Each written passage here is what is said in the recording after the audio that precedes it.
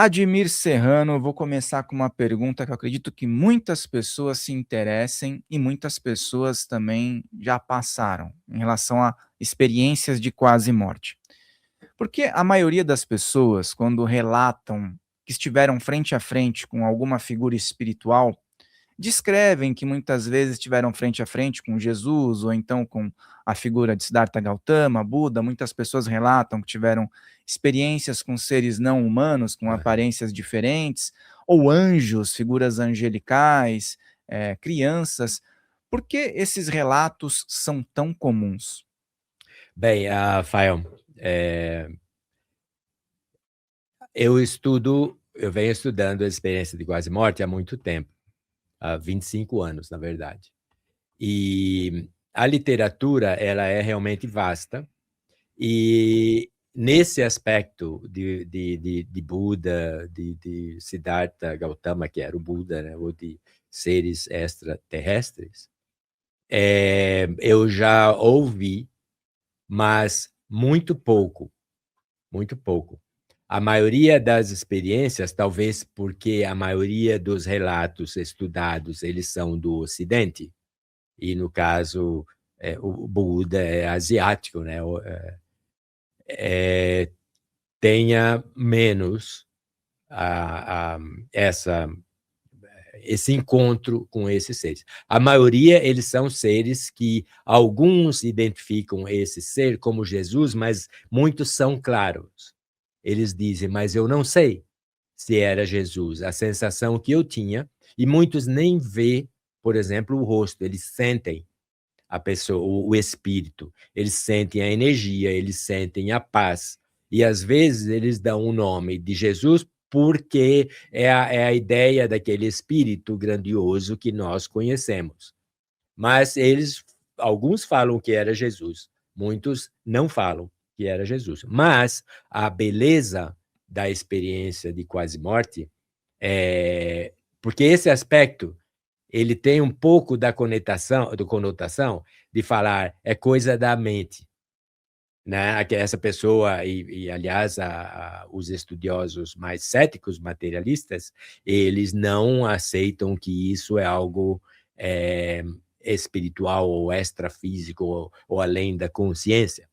E eu acredito piamente que não só pelos estudos mais aprofundados que eu tenho feito, mas pelas minhas próprias experiências ou vivências, que não foi de quase morte, mas é fora do corpo, que eu tenho há 25 anos lucidamente. Então, o aspecto mais comum é o encontro com entes queridos que já desencarnaram. E agora tem uma outra beleza também nesses encontros, que ninguém encontra o espírito de um ser vivo. Você não encontra na literatura, e é vasta, posso te garantir. Ninguém fala, eu fui lá e eu me deparei com o meu irmão lá, o Joãozinho, que estava dormindo na casa dele. Não, eles só encontram espíritos, no caso, essas presenças de seres queridos, pode ser parentes ou amigos, que já morreram e que estão nesse local, que eles identificam como uma, uma esfera espiritual, porque ela tem Uhum. luz, ela tem brilho, ela tem esses aspectos que a gente entende como uma visão paradisíaca, vamos dizer assim. E aí essas pessoas às vezes falam que tiveram contatos com anjos, mas podiam ser mentores, né, porque às vezes um mentor tá ali, ela vai para um lugar que é bom, vamos dizer, ela tá num nível de consciência legal, ela vai estar na luz, tal, e aí ela teve uma experiência boa e às vezes relata que estava melhor lá do que aqui, né. Muitas pessoas dizem: "Olha, se for do jeito que aconteceu, foi muito bom", mas em contrapartida, algumas pessoas descrevem experiências não agradáveis, né. Nessa balança, dentro das suas experiências, muitas pessoas devem vir contar relatos para Sim. você, né. Qual que é a proporção, mais ou menos, de experiências que são agradáveis com experiências que às vezes estão envolvidas com as sombras? Aham. Então, eu tenho 3 livros, no caso, tenho 2 livros em português sobre as experiências de quase morte. Um deles é Nos Portais do Além, que foi o primeiro que eu escrevi em 2009, E depois eu ampliei um pouco e escrevi Os que Voltaram para Contar. Deixa eu mostrar rapidinho o pessoal, então, aqui o pessoal vê. Os Portais do Além é o primeiro que ele falou, e depois a gente vai falar com mais propriedade.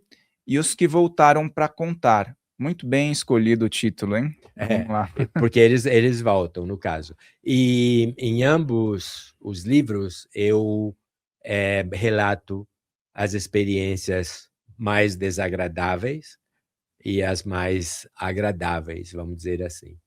E as desagradáveis, ela tem uma origem, que eu já vou lhe falar. Mas ela tem algo muito, muito bonito até, e inclusive um dos materiais, eu conheço a pesquisadora, eu tive um encontro com ela em agosto do ano passado. Ela escreveu um livro, e em inglês é Blessings in Disguise, bênçãos disfarçadas, para designar essas experiências desagradáveis, cuja origem mais frequente são por overdose de drogas, quando a pessoa ela não desencarna, ela tem a experiência, porque ela vai voltar, e tentativas de suicídio. Então, essas são as duas causas, incontestavelmente, onde eles vão sentir essas sombras. Muitos veem essa escuridão, muitos têm um encontro com entidades espirituais negativas, aterrorizantes até, e a primeira coisa que eles percebem, e aí está a beleza da coisa, nesse momento suspenso na escuridão, é a continuidade da vida após a morte. Elas aprendem, elas descobrem por si próprias que elas não morreram ou não morreriam caso o corpo tivesse realmente vindo a falhar, e que elas ficariam nesse estado suspenso de sofrimento mental para sempre. Mas não existe esse para sempre, porque na espiritualidade nós somos seres evoluídos, nós somos acompanhados, e mesmo esses que realmente desencarnam ou morrem por suicídio ou por overdose, por exemplo, eles serão amparados. Ninguém é largado às traças no outro mundo e sofrer a eternidade, não. E as mais agradáveis, que são as mais comuns, mesmo com pessoas que não professam uma religião ou não acreditam na vida após a morte, muitos casos de muitos céticos que não acreditavam na continuidade da vida após a morte, e quando eles têm essas experiências, são agradáveis, eles vão ter esse encontro com seres queridos, com seres de luz, então eles mudam, eles voltam, ambos, na verdade, os negativos e os positivos, quando eles voltam, eles descobrem uma realidade, primeiro, da continuidade da vida, e eles percebem também nesse estado fora do corpo, sobretudo com o contato desse ser espiritual, como você mencionou, mentor, que pode ser muitos deles, alguns até se identificam como tal, e eles vão mostrar como que eles estão vivendo a sua vida. Eles vão fazer a chamada revisão da vida, em ambos, eles vão fazer. E eles vão ver, sobretudo, as partes mais negativas da vida deles, o que eles estão fazendo. E muitos vêm desde o nascimento. E, obviamente, as que saltam mais à consciência são as coisas que não estão sendo bem feitas. Então, eles retornam. E como você falou que eles veem isso agradável e tal, muitos querem ficar e pedem para ficar. Primeiro que muda totalmente o conceito deles da realidade. Eles descobrem, mesmo que não acreditava, que a vida continua após a morte física. E como eles encontram com um amigo, eles sentem um ambiente de paz, de luz, etc., eles querem ficar, e muitos insistem em ficar. E aí esse ser de luz, que muitos chamam, que seria o mentor, tal, ele vai falar, mas você não pode voltar porque não é a sua hora ainda. E muitos sentem que existe uma barreira que eles não podem ultrapassar. Eles têm essa ciência, muitos deles. E eles percebem, se eu passar daqui para lá, eu não volto. Então, eles acabam voltando porque justamente não terminou a vida dele e eles voltam para contar para nós como é esse outro lado da vida. Achei muito interessante essa passagem que você falou, que muitos pedem para ficar, né? Não querem voltar por sentir uma série de energias e tudo mais. E aí, lógico, se a gente fica sabendo é porque eles voltaram, Voltaram né, e como contaram. você falou aí, os livros, os que voltaram para contar, tem até e óbvio que também tem um propósito dentro de uma espiritualidade maior.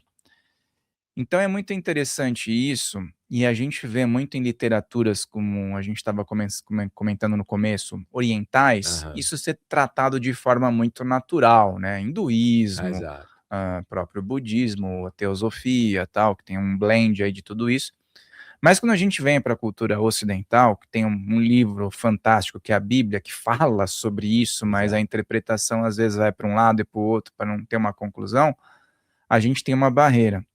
Mas nós temos uma história famosa de Lázaro Aham, que retornou. E mesmo a figura de Jesus, sendo um mestre daquela potência, dentro de estudos, por exemplo, com o Wagner Borges, há a seguinte exemplificação, que Jesus conseguiu, porque ainda havia uma ligação entre o cordão de prata e o ser, né? certo. E aí que está a pergunta, porque assim muitas pessoas têm essa fantasia também em relação a voltar para cá. Uhum. Existe um tempo específico para a experiência de quase morte? Normalmente varia de quanto tempo isso, e e aí, em que nível que a gente pode dizer que a consciência se desprendeu mesmo, né? E aí você olha para o cidadão que está ali e fala: "Não, aí não vai rolar um relato, porque não há mais condições". Exato. Então, muitas das experiências de quase morte, elas são de alguns minutos ou chega até ser de algumas horas. Agora, tem muitos casos inclusive isso mudou nos Estados Unidos ultimamente muito, quando você considera uma pessoa realmente morta. Então, antes era parou de respirar, o coração parou de bater, para de respirar, né, primeiro. Uhum. Aí cessa a vida porque, se tiver, por exemplo, ligado no eletroencefalograma ou no outro do cérebro, eletroencefalografo, e com Eletroencefalograma. eletroencefalograma, Os idiomas estão, né? confunde um pouco. E então você vai ver no monitor o flatline, né, a linha reta. E então aí, clinicamente, ele pode ser considerado morto. Acontece que já houve muitos casos, e até recentes, até, de aquela pessoa que foi declarada morta acordar dentro de um saco no necrotério, por exemplo, ou no próprio velório. E não faz muito tempo isso, o ano passado teve pelo menos um caso, que eu me lembro, a pessoa ela desperta e coloca todo mundo para correr, né. Ainda acontece no velório? Acontece ainda no velório, acontece não faz muito tempo não.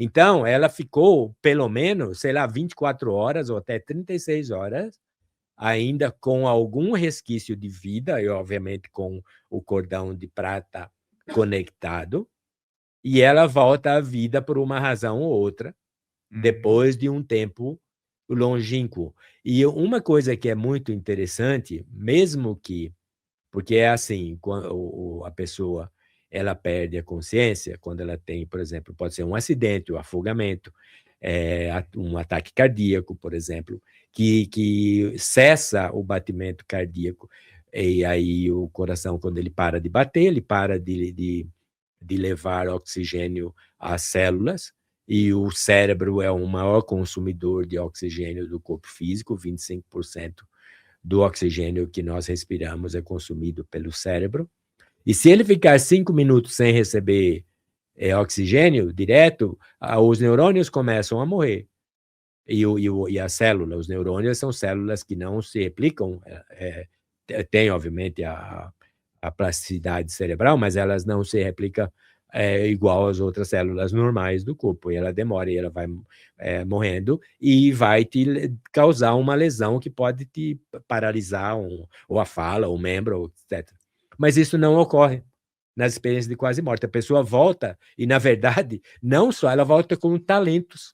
Tem muitos casos de pessoas que, ao voltar, ela percebe talentos que ela não tinha, musical, pintura, ou escrever, uma delas que é comum, a capacidade de curar através das mãos, por exemplo. São fenômenos que eles acabam vindo. Tem um caso muito interessante de um brasileiro que ele ficou em coma, pode ser coma induzido, ou coma parcial, que a pessoa ela não está clinicamente morta. Mas esse caso desse rapaz, por exemplo, ele ficou acho que uns 3 dias em coma. E ele voltou tocando violino. Bem, aí perguntaram para ele, naquele estado de inconsciência que supostamente ele estava, e que não deveria ter consciência, porque, segundo a neurociência materialista, o cérebro é que produz a consciência. Se não tem atividade cerebral, consequentemente, você não existe, porque você não tem consciência. E esse rapaz, perguntaram para ele o que ele fazia. Ele falou: eu estava tomando aulas de violino. Tinha uma mulher que ela me dava aula de violino. E ele passou aquele tempo de inconsciência tocando violino. Quando ele voltou, ele veio sabendo. Agora, vai explicar. Onde é que ele estava? Ele estava certamente em uma dimensão paralela, que é uma dimensão que existe, obviamente, junto com essa mesmo, vibrando em sintonias mais sutis, e existente aqui. E nesses fenômenos, por exemplo, nesses casos, e existem muitos outros semelhantes, então esse, na verdade, enquanto o corpo físico ele está aí moribundo quase, ele em espírito, o ser imortal que ele está em outras paragens, aprendendo, crescendo e continuando a sua existência, que vai ser para sempre. E é interessante isso, porque as pessoas buscam muito padrões verificáveis, né. Isso não é verificável. Não tem Como não? como vai verificar como ele aprendeu o violino, né, se a gente Sim. não entrar na ótica espiritual, não é? Exato, exato. Por exemplo, vamos verificar. Ele teve aqui um retorno, os sinais vitais dele são verificáveis, a gente viu que ele quase foi, ou ficou morto por 2 minutos, às vezes fala. Mas como é que o cara vai trazer para o plano material uma explicação cartesiana, vamos dizer assim, do violino? Quem explica isso? Materialmente falando, então a gente tem que sair dessa ótica Claro, nesse momento, né, porque o claro. cara vai conseguir pôr no papel uma verificação De de: como? isso estava no inconsciente dele, podem falar isso, né. Mas de onde veio esse aprendizado? Esse é uma das questões. Você vê pelo resultado, é a consequência daquilo. Antes eu não existia, e nessa consciência dele, por exemplo, ou inconsciência, segundo a ciência materialista, ele teria que ser piorado, não melhorado. Os talentos que ele tinha deveria ter sido até feito uma ruptura, se ele, existe muitos casos, por exemplo, de amnésia, ou tem gente que vem aprendendo, e isso não estou inventando não, ele veio falando outro idioma, porque nós temos muito conhecimento em nosso subconsciente, ou o nosso corpo mental. Se você que acredita, eu acredito na reencarnação piamente, obviamente. Então, nós temos um conhecimento que ele não é aflorado nas existências, dependendo da existência. Por exemplo, nessa aqui, o aprendizado o conhecimento que a gente tem aqui materializado ou aflorado durante essa vida que a gente vai aprendendo, é aquilo que você necessita para cumprir essa tarefa aqui. Você não precisa outra, mas nós temos muito conhecimento que, em certas circunstâncias, como nesse caso aqui, ela pode destravar aquilo por alguma razão, e ela vem, então, algo que você, como Platão muito muito bem disse, nós não aprendemos coisas novas, nós relembramos o que já sabemos. Então, nós temos esse conhecimento que, dependendo da circunstância, ele pode vir à tona novamente. E para as pessoas que, são mais incisivas em relação a isso, alegando que bom, já ouvi várias justificativas, que isso é uma alucinação cerebral, É. que isso é uma falha do cérebro e um mecanismo de defesa no momento que a pessoa está passando por aquilo, né. Uhum. E, bom, diversas explicações que às vezes não batem com esse resultado, né. Até que ponto que, até dentro de um experimento, a gente consegue quebrar esse tipo de justificativa, né? Uhum. O experimento em si, ele já está sendo feito, mas é difícil. Quem faz isso é o Sam Parmia, que ele é um dos mais, agora ele é um dos mais atuantes pesquisadores. Ele é da Universidade de Yale, ele é médico também, psiquiatra, e ele se dedica muito a isso. Então, um projeto que eles fizeram, que chama Aware, de colocar, tipo assim, nas salas de emergência, eles colocarem no teto, tipo um monitor de computador que mostra imagens.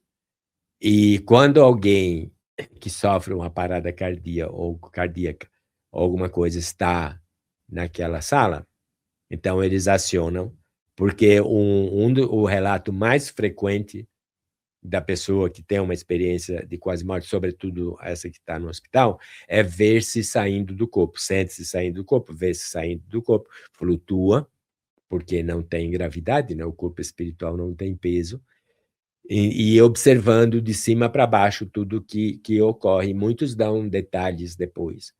Então, a tentativa seria, vamos supor que essa pessoa ela flutua até o teto e ela olha para cima e ela vê aquele monitor projetando umas imagens, sei lá, os girassóis do Van Gogh, por exemplo. Aí ela vai falar, Interessante, hein?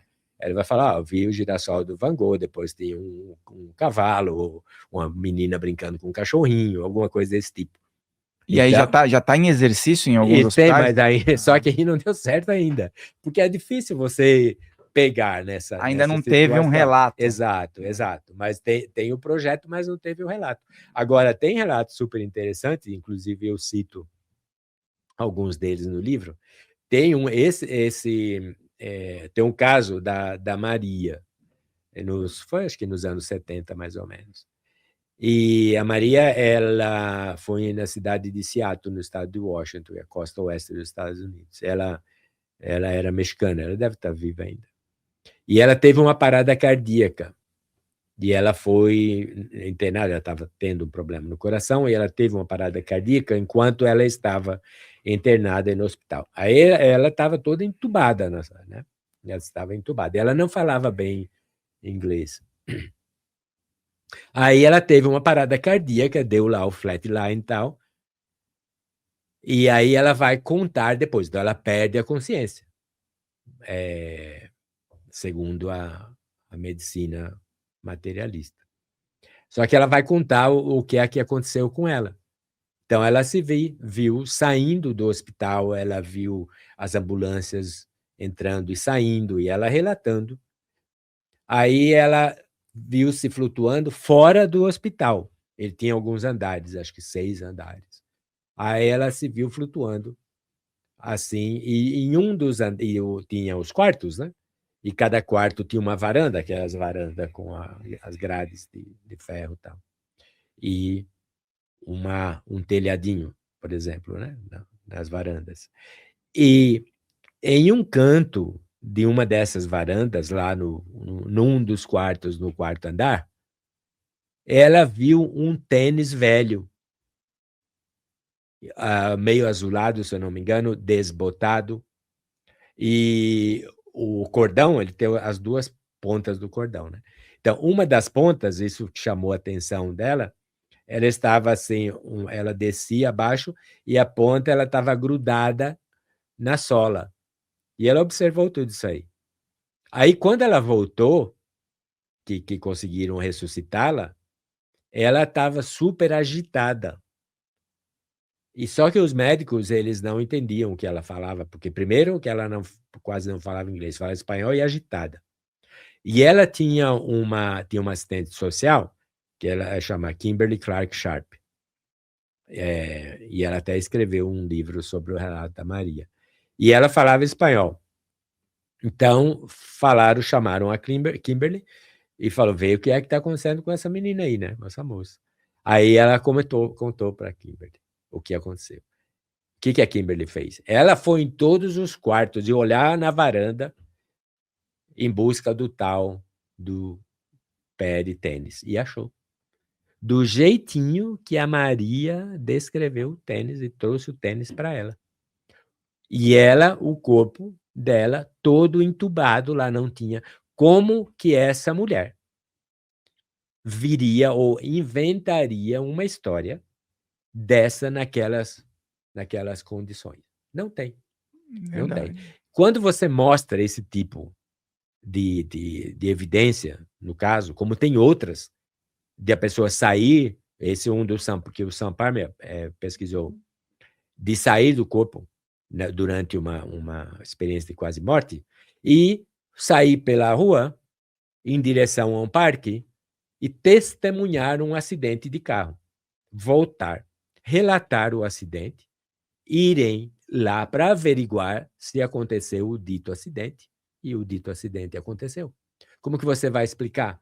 Se você fala, mesmo você falando, mesmo os que querem provar que isso é fantasia ou é alucinação, ele vai te desconversar. Ele não vai nem te ouvir, porque ele não quer. Vai falar que é coincidência. Mas como? Isso esses são alguns casos.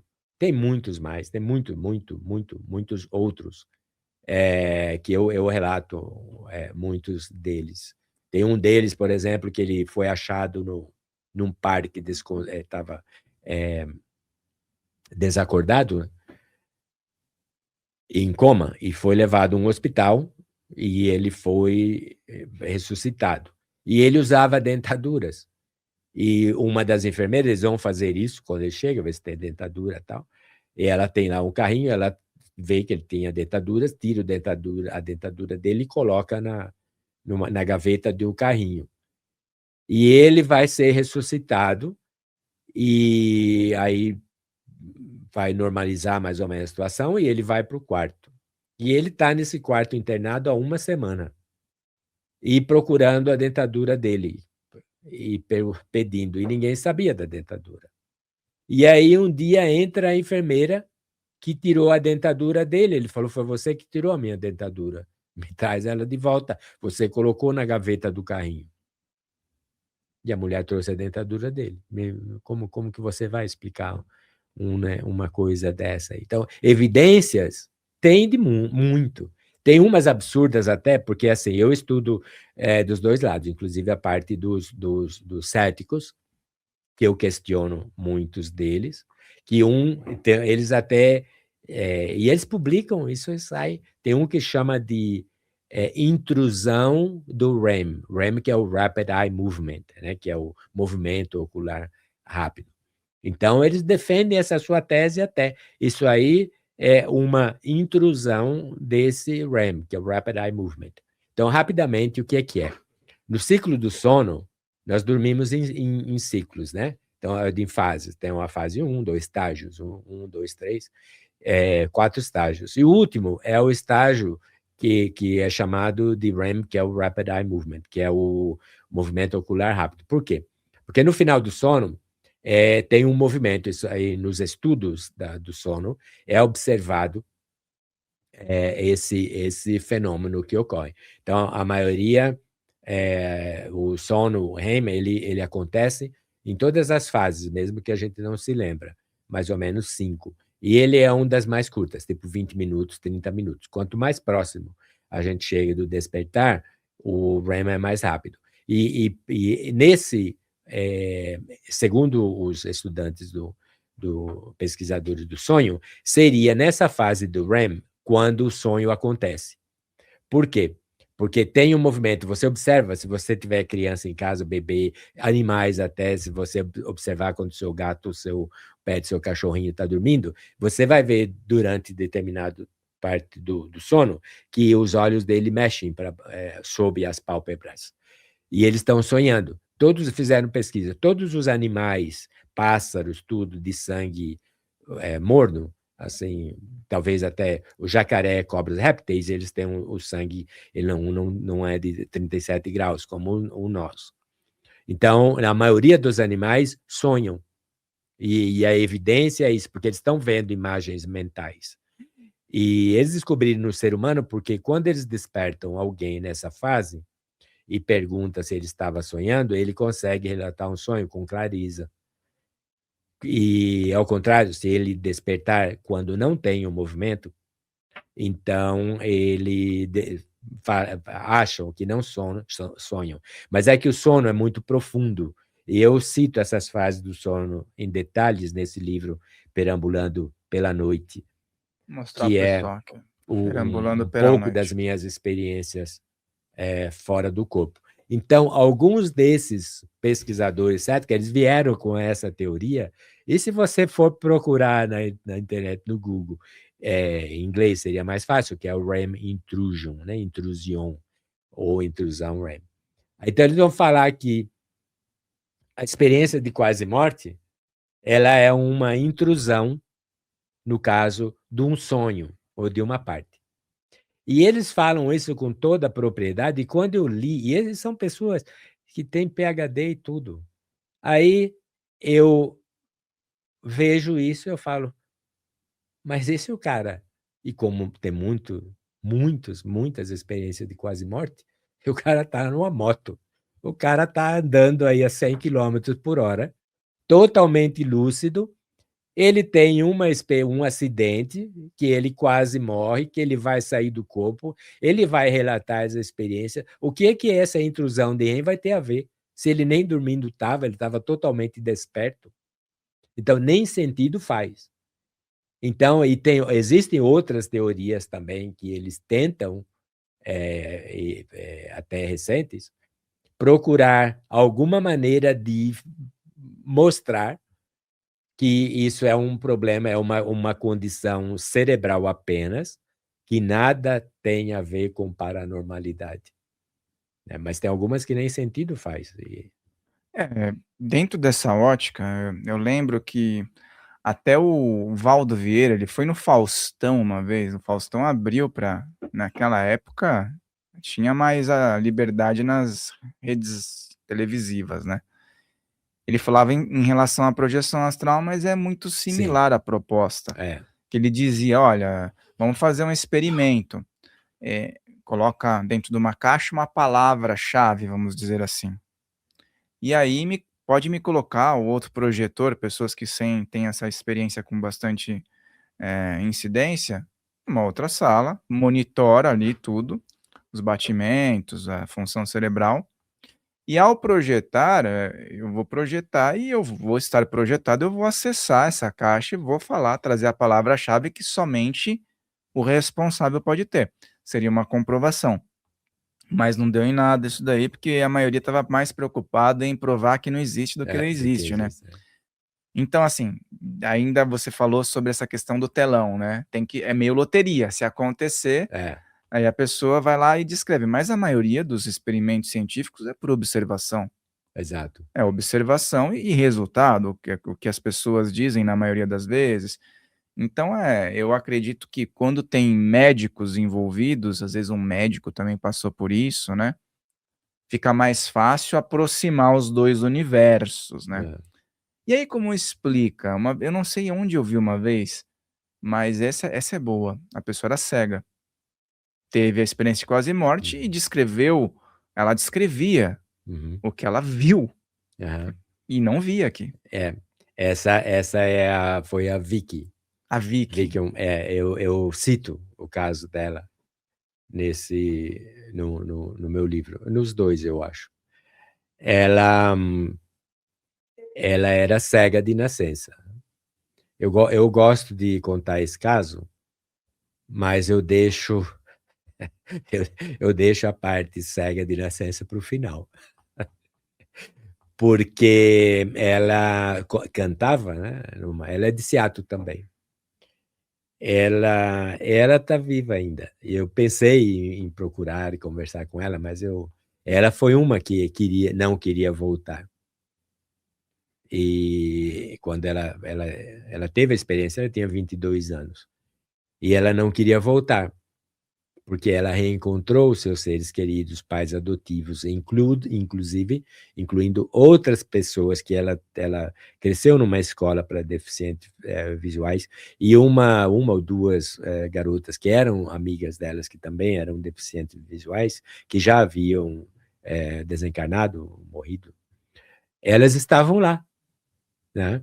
Estavam intactas, né, com todos os seus sentidos aflorados e, obviamente, muito mais evoluídos.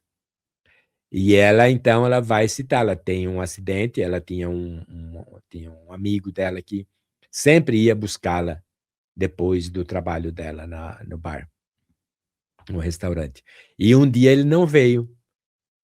E então ela ficou sem carona e alguém, uma das pessoas que estavam lá, ofereceu carona para ela. 1h da manhã, imagina, lá tomando tal, não é?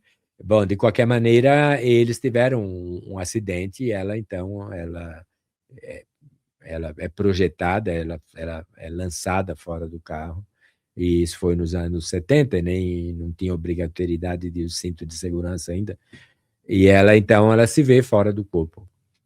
E ela vê todo o tumulto que está acontecendo, e ela vê que chega a ambulância, e que a ambulância pega o corpo dela e leva para o hospital, e ela até segue a ambulância, e depois ela vai sair do corpo, aliás, ela já está fora do corpo, ela vai sair do hospital, então ela tem o episódio, a luz, o ponto de luz, só que nesse projeto que ela vai saindo, ela vê tudo.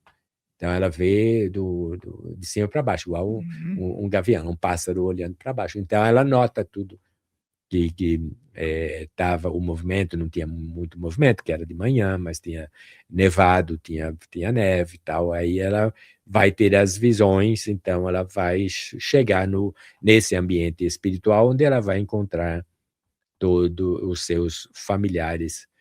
E então, ela é recepcionada, isso acontece muito, que além dos familiares, ainda tem o ser de luz, que eles chamam, que nesse caso são os protetores ou os mentores de cada um. Então, no caso, a Vicky, ela pede para ficar, ela fala, olha, a vida aqui é muito melhor, né? Eu ainda com a minha deficiência, eles falaram, você ainda não terminou o seu trabalho. Você vai precisar voltar, você vai se casar, você vai ter família, e foi mostrado a ela o futuro dela, para ajudá-la, para convencê-la a voltar. Então ela voltou e ainda ela está encarnada, ela vive ainda. Que interessante isso, e isso daí é um dos pontos que deveria ser levado em consideração, né, por todos os estudiosos, eu digo, né. E também existe um fenômeno que muitas pessoas descrevem, e aí, que é o das pessoas que já estão perto de partir, estão no leito do hospital, muitas vezes a maioria tem uma idade mais avançada, e começam a relatar, aí relata mesmo: "Ah, meu pai me visitou. Aham. Ah, eu vi minha irmã". E aí, isso pode ter tem sempre às vezes uma conciliação com, tipo, aquela melhora súbita e depois o É. desencarnação. Isso. Isso é muito comum. Eu trabalhei com pacientes terminais, durante 3 anos.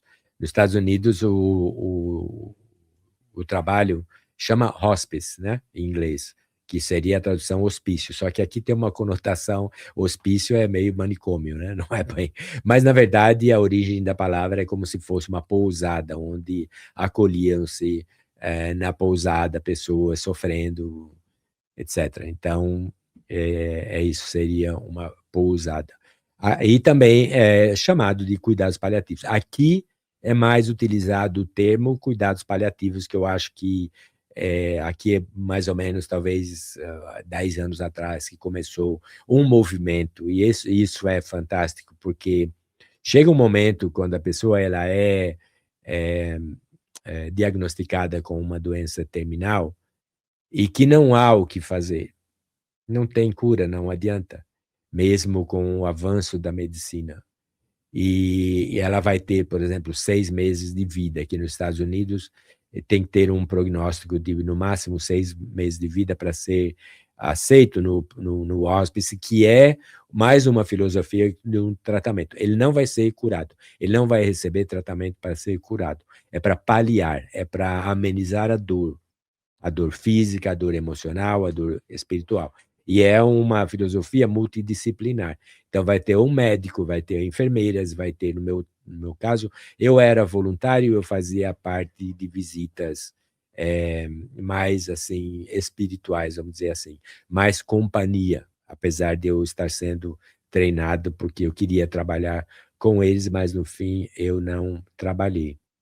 Então, esse relato das expressões chamadas visões ao leito da morte, mas eles estão mudando um pouco o termo e estão utilizando o termo mais, isso estou falando em termos dos Estados Unidos, que seria experiências no fim da vida,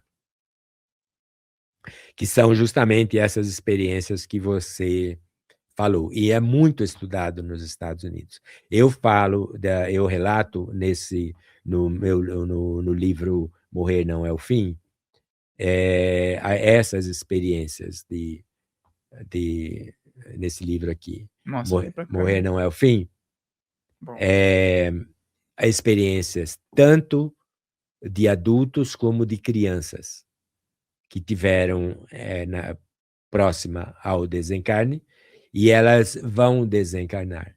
Inclusive, já se sabe, e já é fato consumado até, porque, para ressaltar, isso é muito estudado nos Estados Unidos por médicos, eu tenho muito material bom disso aí, que quando ocorre, pode começar as visões, normalmente ela ocorre, tipo assim, começando 2 semanas antes do desencarne. Então, quando a pessoa começa a falar que ela está vendo parentes mortos visitando, já pode começar a se preparar que o fim está próximo.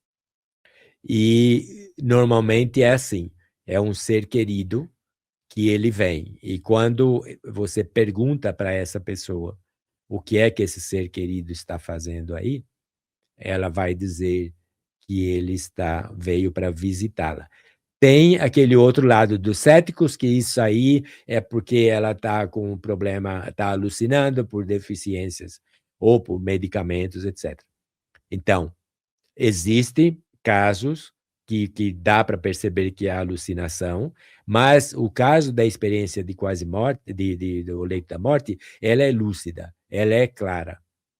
Então, né, mesmo a pessoa com aquela mente bem afinada mesmo, ela vai falar, é o fulano e ele está aqui. uhum. E tem algo que é super, super interessante, e eu pesquisei muito isso aí, muito, muito mesmo.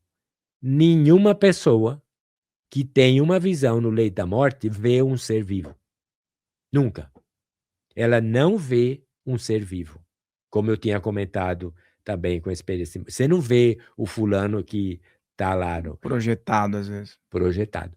Teve casos deles verem uma pessoa que era um irmão. Tem um caso, por exemplo, que o irmão ele morava na Índia, essa pessoa estava na Inglaterra, tem muitos hindus ou indianos que moram na Inglaterra, e essa pessoa ela teve uma visão com o irmão dela, que ainda estava na Índia, e o irmão estava lá.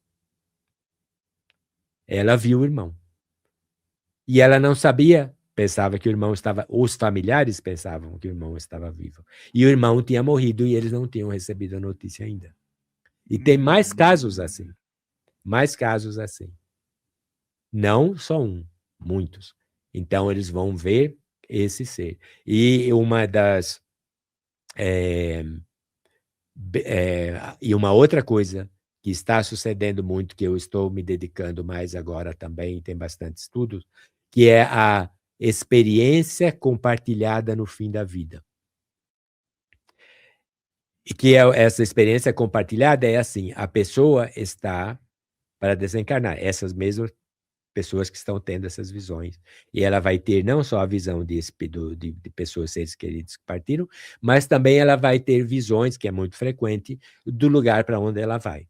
Então, é um ambiente, um jardim florido, um jardim bonito, com pessoas de branco, isso é muito comum.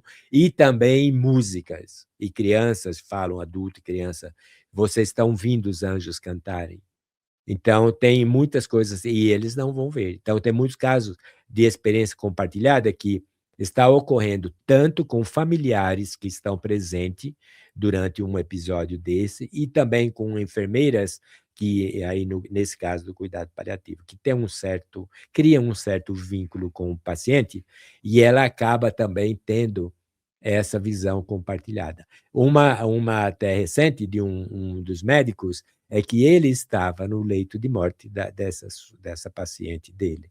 E a hora que ela vai, porque eles sabem, porque tem um tipo de respiração do que você já sabe até quando que ele vai desencarnar, quando ele está para dar o suspiro final.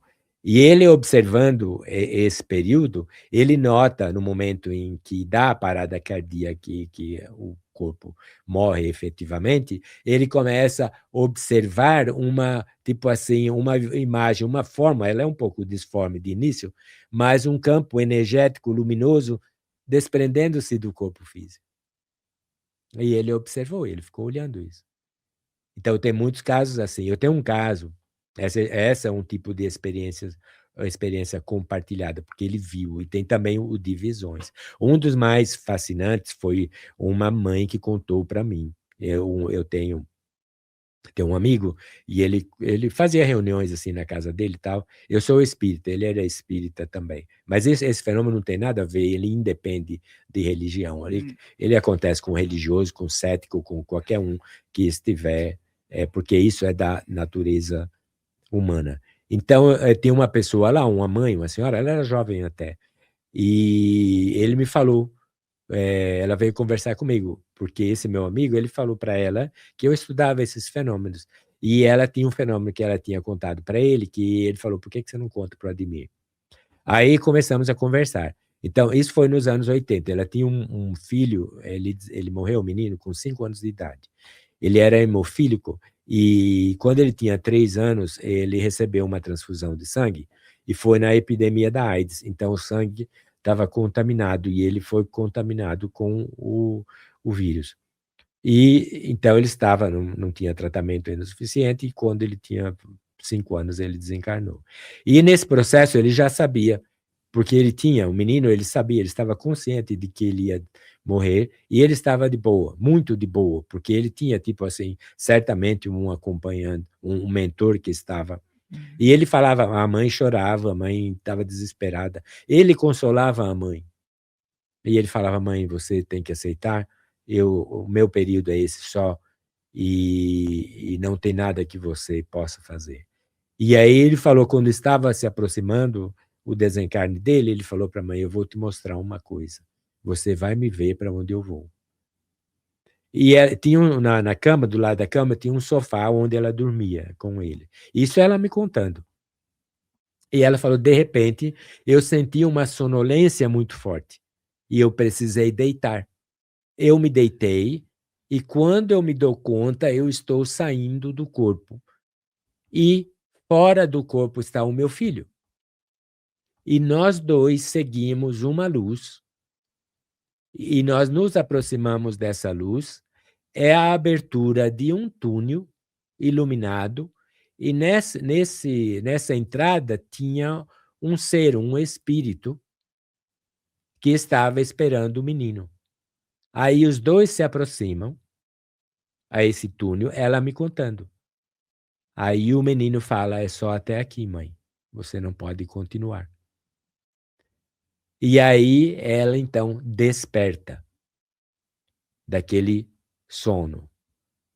Acorda, levanta, vai olhar a cama o corpo do menino sem vida.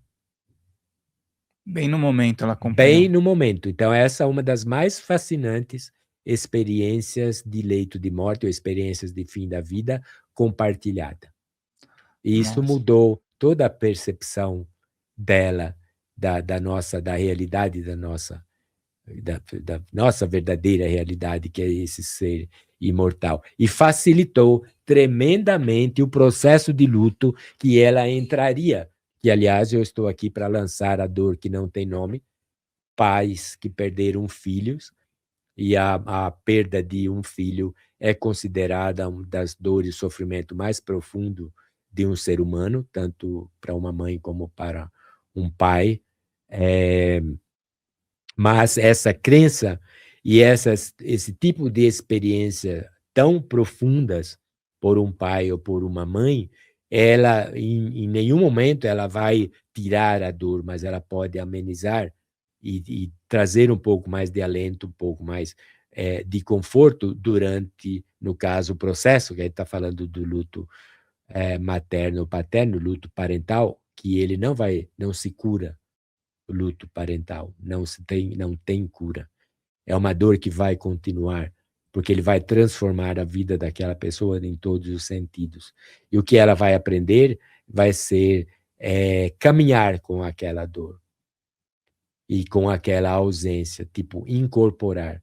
O sofrimento vai sempre existir, mas a crença, inclusive os meus estudos de luto também, é sabido que pessoas que acreditam na vida após a morte, na imortalidade, eles têm uma facilidade, assim, não vai mudar o que vai sofrer do mesmo jeito, mas tem, assim, é capaz de amenizar um pouco o sentido, porque você já vai ter aquela crença de que aquele ser querido que você tanto amou, que veio nesta vida como seu filho, continua existindo.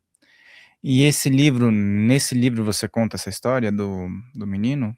Conto do menino. Conta do menino? Conto do menino e de uma garotinha também chamada Daisy Irene, que é fascinante. E está eu separei, são 11 partes, e a parte 6 Nenhum adeus é para sempre. Então, aí eu trago alguns relatos desses fenômenos que ocorrem nessa transição, justamente para trazer um pouco, oferecer um pouco de presença e alento aos pais que sofrem. Tá aqui o livro, pessoal. Esse livro aqui, que ele mencionou, é o que ele vai lançar, né? E inclusive esse daqui vai para um casal que está precisando muito, vai ser de presente para eles, para auxiliar, né, nesse momento que você falou aí, que realmente é muito E já está complicado. disponível nas plataformas, no Amazon.com.br, no meu próprio site, admirserrano.com, e mais alguns, Mercado Livre, etc. E aí a gente está falando sobre as mais diversas situações, né? Eu acredito que essa situação das crianças, ela vem carregada de menos condicionamentos, né? Exato. A criança não teve o tempo ainda de ter sido condicionada, brevemente, talvez por alguma religião, por alguma crença em relação aos pais, tal. Mas quando vem um relato de uma criança, uma experiência de uma criança, ela vem normalmente livre de muitos paradigmas, né. Isso, exatamente. E a outra ponta é a velhice, a terceira idade, Aham. a melhor idade, como algumas pessoas A podem melhor dizer, idade. que muitas pessoas experimentam alguma questão neurológica. Não todas, mas existem casos. O Alzheimer, ele afeta pessoas com uma idade mais avançada, né, Exato. terceira idade. E a questão da lucidez Lucidez terminal. em determinados tempos, né? Esse também é algo que eu estudo, que faz parte também desse processo do fim da vida, que é uma das experiências do fim da vida, que é chamada de lucidez terminal. Então, essa lucidez terminal, ela afeta, por exemplo, ela ocorre, obviamente, em muitos casos, em pessoas que não estão lúcidas até então. Então, Alzheimer é um tipo de demência, de uma enfermidade neuronal que causa demência, e tem outros casos de demências também que não são associadas a Alzheimer, que são perdas de neurônios, é funcionamento danificado, um cérebro danificado, que não permite que a sã consciência, vamos dizer assim, daquela pessoa que sofre se manifeste. Então, ele não vai reconhecer pessoas. A demência, acho que uma das coisas que acontece primeiro, não reconhecer o filho, não reconhecer alguém, um ser querido, etc. Então, isso é super interessante, principalmente para os céticos, os neurocientistas que acreditam que a nossa consciência ela é produzida pelo cérebro. É como se o cérebro produz quem somos, né? A nossa consciência. Uhum. E se o cérebro, então, se ele tiver uma deficiência na teoria materialista, ele não produziria uma consciência normal, certo? Se o cérebro é o órgão que produz a consciência, e se esse órgão que produz a consciência ele está defeituoso, ele vai produzir uma consciência defeituosa. Até que, olhando assim, se você não considerar a lucidez terminal, você poderia até ser, mas realmente a consciência dele está defeituosa, porque ele não conhece as pessoas. Mas, na verdade, a lucidez terminal, ela mostra o oposto. Ela mostra que, no caso, o problema neuronal, o problema neurológico que está acometendo aquele cérebro, ele não fez nada com a consciência está intacta. Então, como que você prova que essa consciência está intacta nessas pessoas? A lucidez terminal é uma delas, porque isso são vários casos. E como estão pesquisando mais, estão encontrando mais desses casos. Então, de repente, próximo às vezes, horas até, ou às vezes pode ser um dia anterior, essa pessoa que até então não reconhecia ninguém, de repente ela fica lúcida, a ponto de casos de pessoas contar a história, relembrar, revisitar cenas do passado, contar piada, rirem.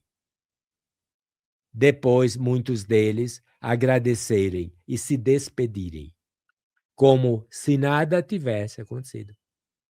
Então, o que é que isso prova? Outro no estado do coma. A mesma coisa. Um cérebro em coma é um cérebro sem movimentação neuronal. Tanto é que ele não estaria gerando a consciência, porque não tem movimento. Isso na visão materialista. E, de repente, essa pessoa, tanto adulto, eu tenho casos, tanto adulto como criança, de repente desperta do coma lúcido, intacto, como se nada tivesse acontecido. Então, o que é que aconteceu? Nada. A consciência ela é indestrutível. Ela é quem nós somos. E todo o nosso conhecimento, as lembranças do passado, inclusive das piadas que esta pessoa, em lucidez terminal, apesar de estar demente, sem naquela condição, ela relembra.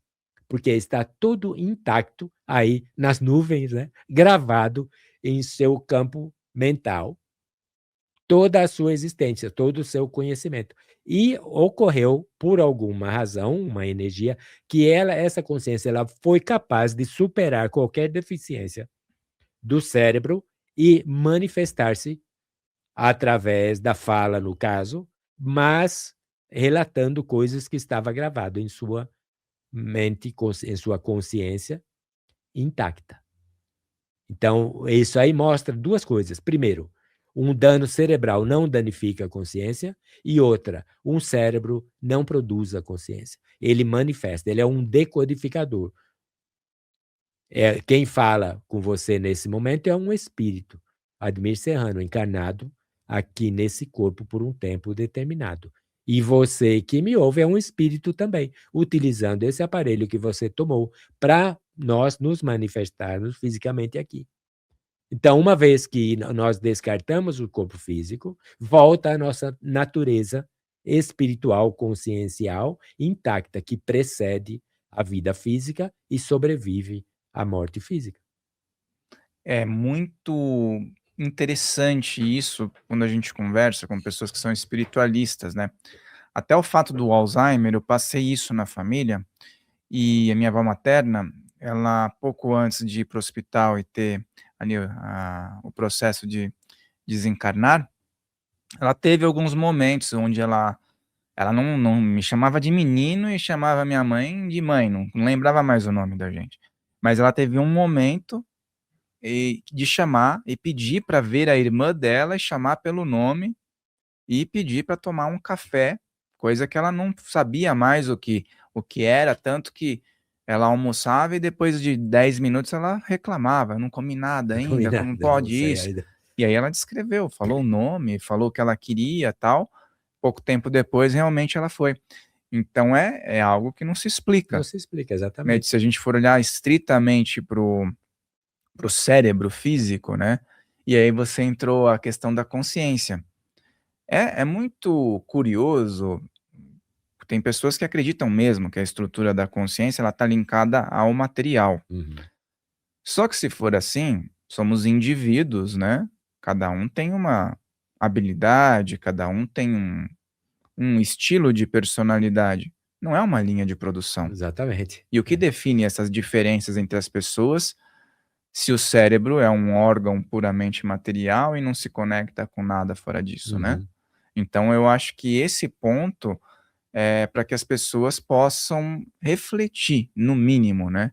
Eu acho que refletir sobre isso é o primeiro ponto e fundamental.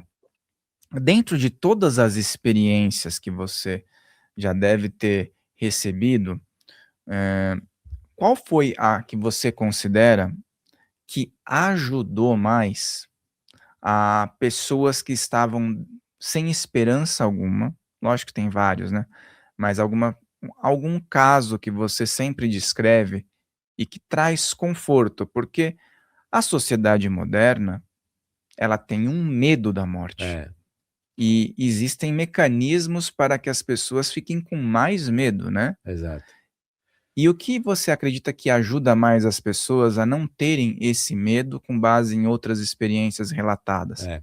E, inclusive, é interessante porque parte na minha trajetória, eu fui cético até o ano 2000. Depois eu comecei a ter as experiências lúcidas fora do corpo, e foi quando eu comecei a ter experiências fantásticas e estudar, porque faria talvez parte desse meu trabalho. Então, uma das minhas missões é proclamar, e eu falo sem a menor restrição, sem o menor pudor, e sem me preocupar com quem está me ouvindo, se é cético ou não, que a imortalidade é uma realidade. E ela é, para mim, obviamente, porque eu vivencio isso conscientemente, lucidamente. Isso me foi mostrado, eu vivenciei, eu relato nesse livro também, o Perambulando pela Noite, um pouco dessa minha experiência. Então, para mim, é fato. E eu tomei como missão proclamar essa imortalidade, a certeza da sobrevivência nossa à morte física. E um outro é tentar aliviar de alguma maneira, contribuir para o alívio do sofrimento humano. E quando pesquisando qual é o maior medo do ser humano, ele é exatamente o que você acabou de falar. É o medo da morte, é o medo de morrer. Mas, na verdade, nesses meus estudos também, que o medo ele não é tanto da morte em si, mas do desconhecido. é o que vem depois, ou se tem um depois. Então, estaria mais ou menos nessa linha. Agora, uma coisa que é muito, muito, muito interessante, inclusive nessas minhas participações aí em podcast, tem alguns comentários, né, que as pessoas falam, que você fala da imortalidade porque tem medo da morte, porque não sei o quê.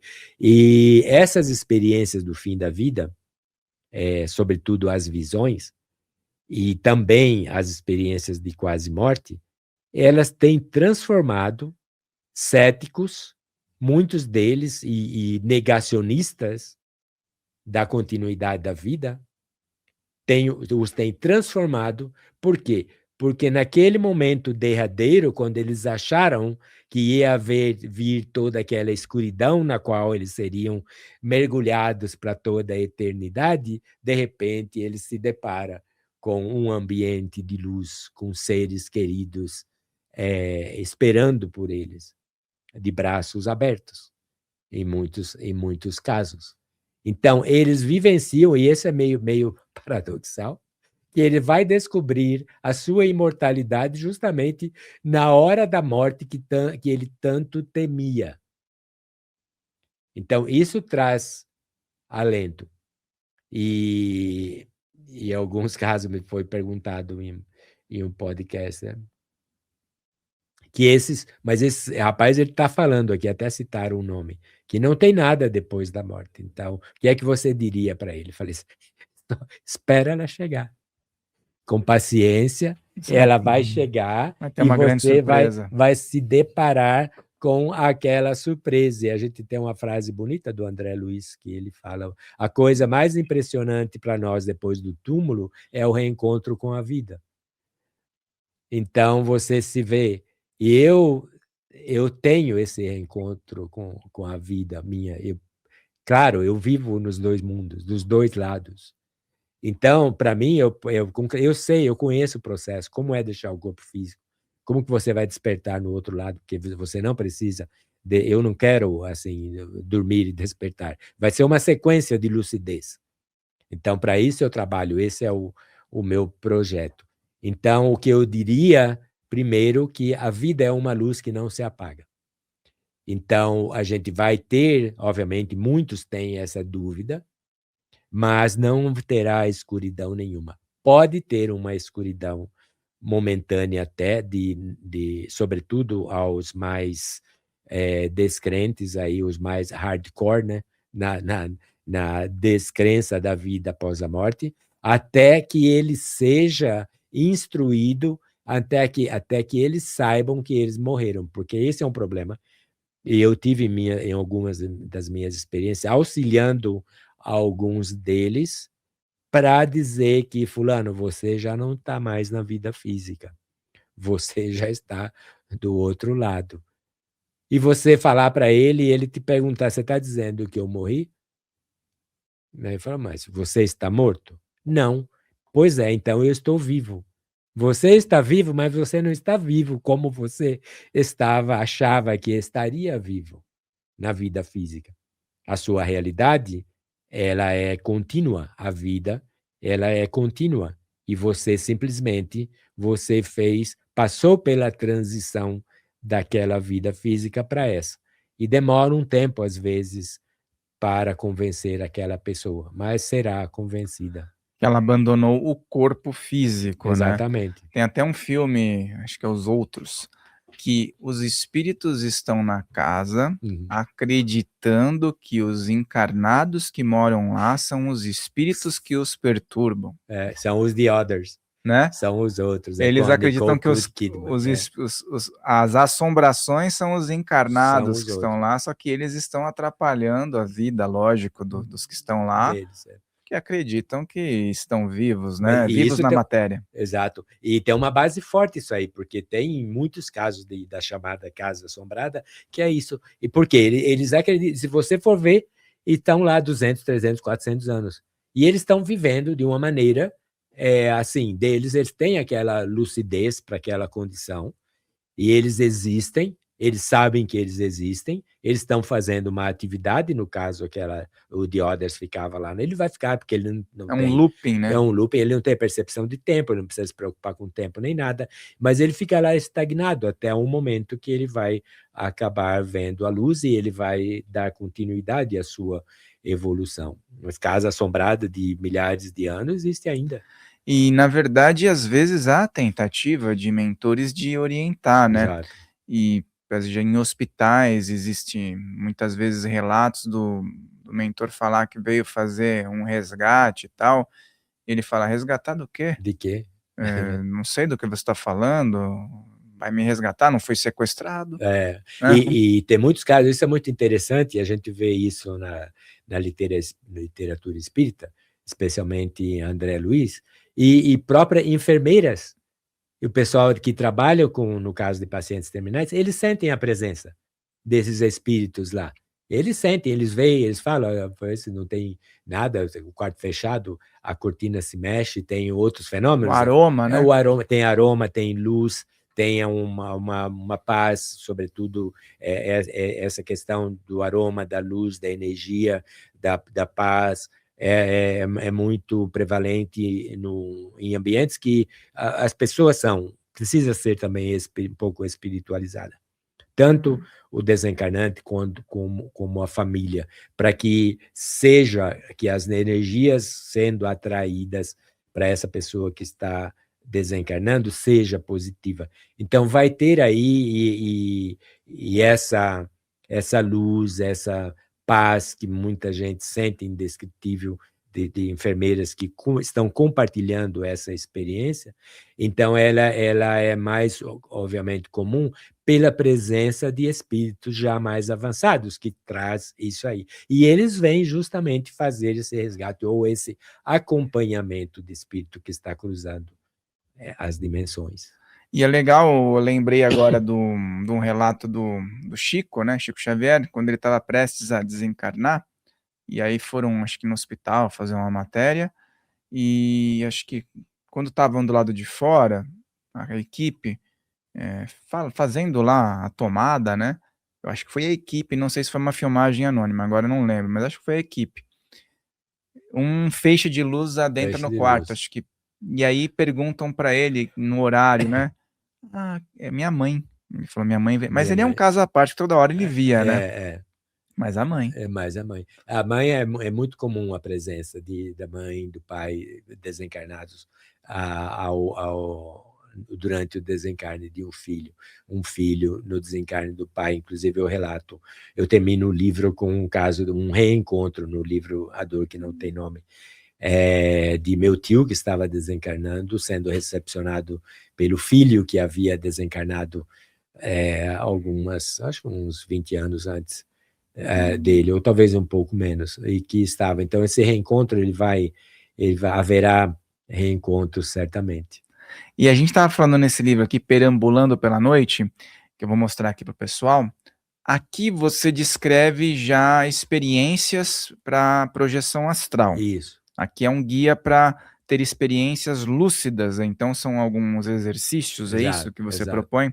Interessante, porque o assunto projeção astral, muitas vezes ele cai no nosso colo, né? Eu, por exemplo, comecei a ter interesse por espiritualidade porque começou a acontecer, não fui buscar.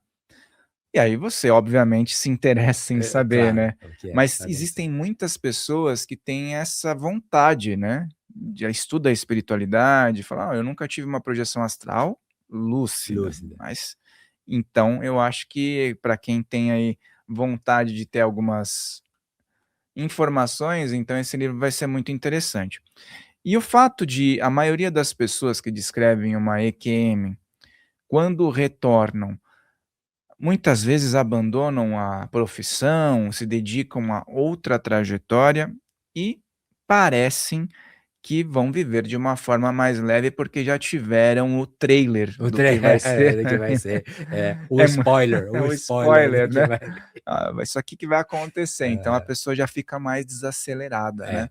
Isso acontece com frequência nas experiências de quase morte, e também nem necessariamente ela precisa ter uma experiência de quase morte. Um abalo, por exemplo, tem um abalo. A pandemia, com muita gente internada em UTIs e tal, e que estiveram, mesmo que não tiveram uma experiência de quase morte, mas que estiveram lá nos extentores da própria, mesmo sem ter, eles têm aquele período de reavaliação da vida. O que é que eu estou fazendo comigo? E se essa fosse a minha hora? O que é que eu tenho feito?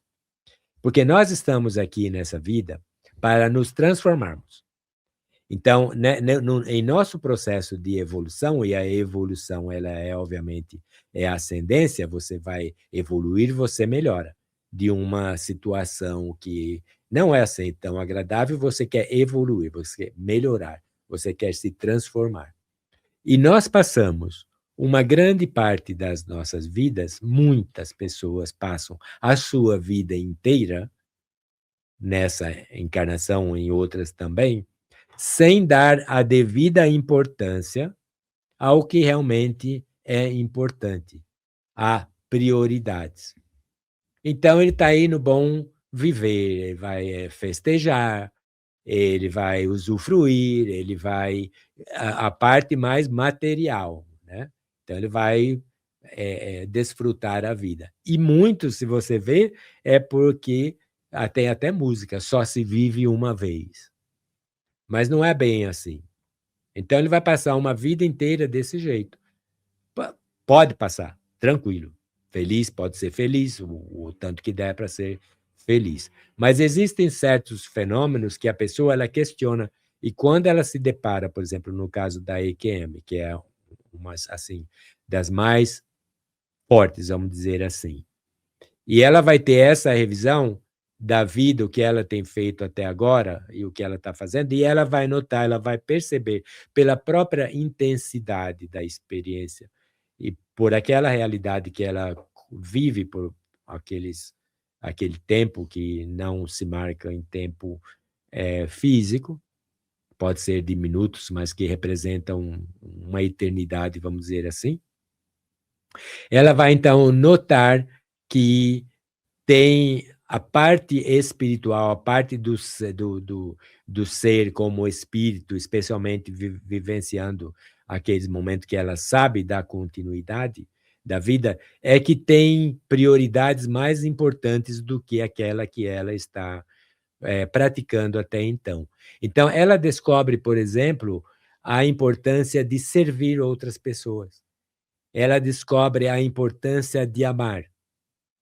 Ela descobre a importância de perdoar, a importância de não magoar pessoas, porque essa é uma das coisas mais fascinantes, ainda bem que eu me lembrei, e que você comentou isso aí. E isso, muitos descrevem. Por que que eles se transformam? Sobretudo aqueles cuja vida é desregrada, uma pessoa que ela é violenta, que ela não respeita outras pessoas, que ela magoa outras pessoas. Na revisão da vida, ela não só vê o que ela fez para aquela pessoa viva, ela tem a pessoa na presença dela. Não vê, não apenas vê o semblante daquela pessoa, como ela recebeu, o que aquela mágoa que você fez a ela, ou seja, física ou emocional, moral, que seja, ela transformou o seu semblante. Ele vai sentir no âmago do seu próprio ser a dor que aquela pessoa sentiu quando ele causou, exacerbada pela vergonha de tê-lo feito.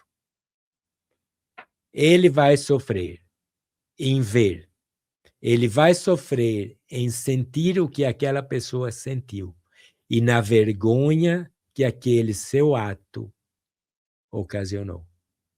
E ele vai se transformar.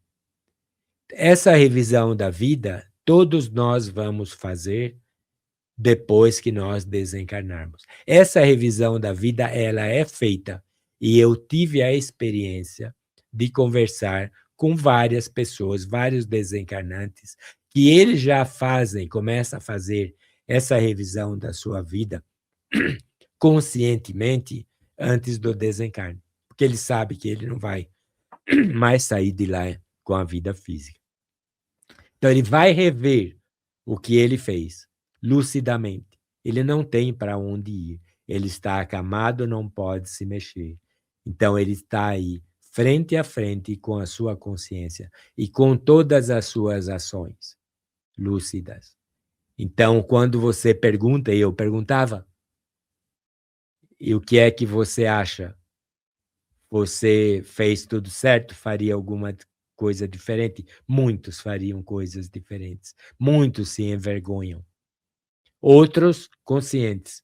Eu estou bem, eu acho que eu fiz bem, eu estou com a minha consciência tranquila. Então, parte desse meu trabalho e da oportunidade que você está me dando aqui também de compartilhar essas experiências com quem nos estão assistindo é isso.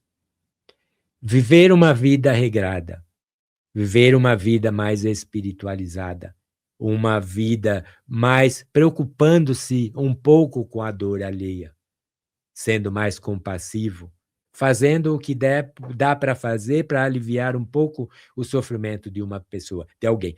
Se não fizer, mesmo que não trabalhamos para aliviar o sofrimento de ninguém, mas que tomemos todo o cuidado possível para não magoar ninguém. Nem por palavras, nem por atos, nem por zombar, por até muita gente vê muitos casos de você quiser fazer graça à custas dos outros. A gente se vê nos bullying em escolas, em crianças que zombam de uma criança que tem algum problema e que não está dentro das normas da sociedade. E isso vai afetar, pode causar trauma em pessoas que vão afetar a sua trajetória toda. Então, se não formos capazes ou não estivermos interessados em fazer bem a outros, que não façamos o mal tão pouco. Muito, muito bom isso, muito construtivo para que a gente possa refletir. Você falou algo que cabe reflexão. Quem está em casa aí, por que não fazer essa avaliação agora? Por que não colocar vários filtros, colocar várias questões que estão envolvidas, né? Então, convido você, faça uma avaliação, tudo isso que ele falou, coloca em prática na tua vida para o momento de agora. Não espere algo impactante acontecer. É possível fazer agora e, obviamente, nós temos aqui diversos materiais que eu vou falar um por um que podem ser a base para o teu estudo. Mas antes de eu divulgar e a gente ir para as partes finais, muitas vezes ocorre desastres coletivos, desencarnes coletivos, mas algumas pessoas às vezes sobrevivem. E já houve relatos, por exemplo, de situações coletivas onde um, dois ou mais trouxeram a mesma experiência, digamos, nesse EQM, vamos dizer. Alguns tiveram a EQM porque sobreviveram, lógico, outros foram embora. Mas os que voltaram relataram a mesma coisa? No caso que sobreviveram tipo, a um acidente coletivo, e tem Coletiva. muitos casos de terremoto, por exemplo, seria um deles. Eu não vi exatamente assim, um material que conseguisse encontrar, né, numa população, vamos dizer, que sofreu um acidente. Seria super interessante se tivesse esse tipo de estudo, mas não há. Infelizmente, não há. Você pegar 3 pessoas que tiveram, embora a sua ideia é fantástica, seria fantástica, por exemplo, você pegar sobreviventes no terremoto do Haiti, que é mais ou menos recente, que foi muitas pessoas. Ainda não entrevistar, pode, né? É Exato, uma ideia, né? mas pode ter. Então, deveriam ter, mas o relato, eu não acho que ele poderia, obviamente, ter algumas diferenças, mas seriam, porque quando você vê, no geral, os relatos, e são milhares, eles obedecem mais ou menos um padrão. eles têm até fases, né? Então, o Bruce Grayson eu tenho contato com ele, da Universidade de Virgínia, que é um dos estudiosos mais atuantes ainda da atualidade, e ele tem uma escala Grayson.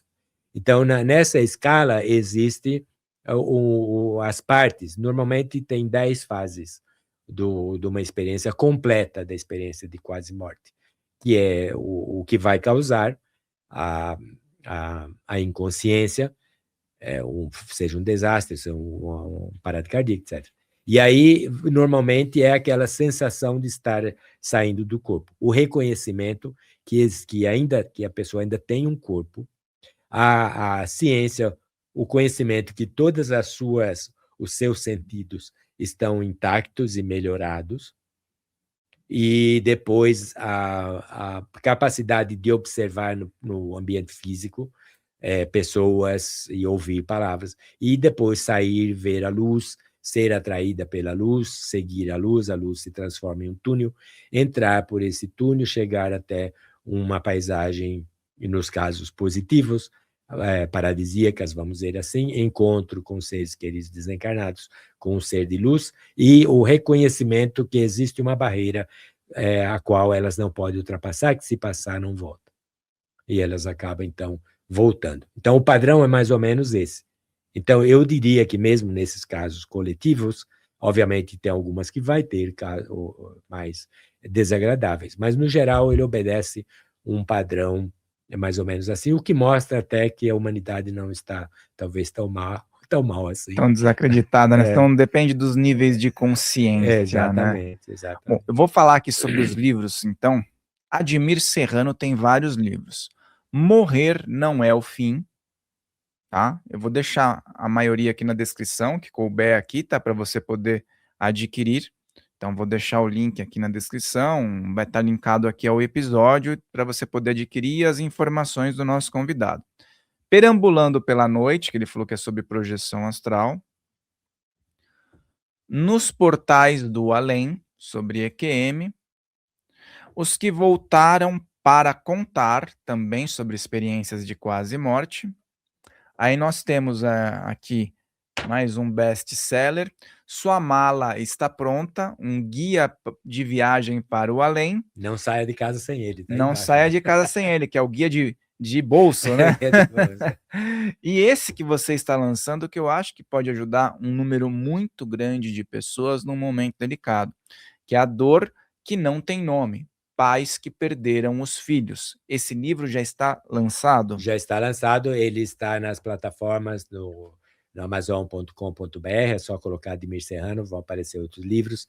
Também eu tenho no meu site, admirserrano.com, eu tenho também um site que chama Livros que Curam.shop. Livros que Curam.shop, aí tem todos eles, é só clicar. E a dor que não tem nome, inclusive, eu escolhi a data justamente essa semana que precede o domingo do Dia das Mães, como a minha contribuição a essas mães, que são poucos até lembradas. São mães que vão sofrer muito nesse Dia das Mães, a ausência do seu filho, do seu ser querido. E, rapidamente, em torno de 160 mil pessoas desencarnam por dia no mundo. São 2 por segundo que desencarnam. Mais ou menos 10% dessas pessoas são jovens ou crianças. Então, imagina, seriam 16 mil pessoas desencarnando, filhos, porque todos nós somos filhos de alguém, nós vamos, mas no caso, esses 16 mil diários seria, tipo assim, de adolescente para baixo, 20, 25 mil até 20 anos, 25 anos, ou seja, o tanto de família, de mães e pais que vão sentir a dor do luto, da dor sem nome diariamente. Então, eu escolhi essa data como uma contribuição. Não, a dor vai seguir para sempre, ela faz parte desse processo, mas as mães podem um livro que oferece presença, sobretudo nos momentos mais delicados da vida, e dedicam uma parte a fatos, casos da imortalidade que pode também servir de um alento. Excelente, é um livro que tem bastante páginas. Eu vou deixar tudo que ele falou aqui na descrição para que você possa sintonizar e acompanhá-lo nas redes sociais. E peço que você passe também as redes sociais e algum outro tipo de informação que ligue ao seu trabalho, né, para que as pessoas possam sintonizar. E já agradeço a tua participação, a tua presença, a tua disposição. Sei que você tá fazendo um tour aí pelo Brasil, né, e foi muito agradável a nossa conversa, quero agradecer mesmo aí, e já pedir para você deixar o teu like, porque foi muito bom o papo aqui, né, pessoal. Deixa o teu like, escreve os teus comentários, as tuas experiências, compartilha sobretudo com pessoas que precisam ouvir isso, que possam estar passando por um momento de dificuldade. As pessoas que querem estudar também, mas as pessoas que estão precisando ouvir essa mensagem. Então, faça a sua parte também para compartilhar essa mensagem positiva. Gratidão imensa e abra esse espaço para que você dê as suas informações aí pessoais, para o pessoal poder te acompanhar. E um recado final para o pessoal. Ok. Então, @Admir Serrano, com demudo, né? Admir Serrano. É só colocar no Instagram, no Facebook, e aí me encontra. E o meu site, admirserrano.com, aí eu tenho um pouco do meu trabalho. O site ainda está em inglês, mas tem uma parte em português, que eu tenho meus livros, eu faço palestras, então eu tenho palestras e entrevistas em português, em inglês também, mas está tudo lá. O meu recado final, ele vai justamente para o Dia das Mães. Talvez quando Vamos lançar próximo aí. próximo por aí. Mas um recado para as mães todas, e sobretudo aquelas que estão passando por esse momento difícil, e realmente não dá para a gente mensurar o tamanho do sofrimento, da dor de uma mãe. O que eu lhe diria a essas mães e pais que sofrem? E isso eu falo do fundo do meu coração, de experiências pessoais que eu tenho, de que o seu filho ou sua filha continuam vivendo. Elas apenas deixaram o seu campo de visão. Elas seguem vivendo, crescendo, evoluindo e continua te amando, porque muitos desses nossos filhos que hoje compartilham essa nossa vida física já estiveram conosco por muitas e muitas outras vidas e que decidiram, escolheram, optaram por voltar conosco, sabendo que nós seríamos bons para eles e que, estando em nosso meio, seja lá qual for o tempo que havia designado a eles essa estadia, seja 1 ano, 2 anos, 20 anos, o que seja, era o tempo necessário para ele cumprir o trabalho que ele tinha que cumprir aqui e no âmago da sua família, de você como mãe, de você como pai, que aceitou de bom grado acolhê-lo em seu lar, no seu ventre, e dar-lhe vida, dar-lhe a oportunidade de ele experimentar, vivenciar mais uma vez a vida física, que é a maior lição que todos nós podemos ter em nosso desenvolvimento espiritual, moral e intelectual. Então, a vocês, se puder servir de alento, o seu filho está a apenas um pensamento de distância de você, a apenas uma oração de agradecimento pelo tempo compartilhado e pela oportunidade de ter estado com ele na vida física, esse tempo de permanência aqui, e haverá reencontros em outras ocasiões, quando chegar também a nossa vez de cada um de cruzar essa fronteira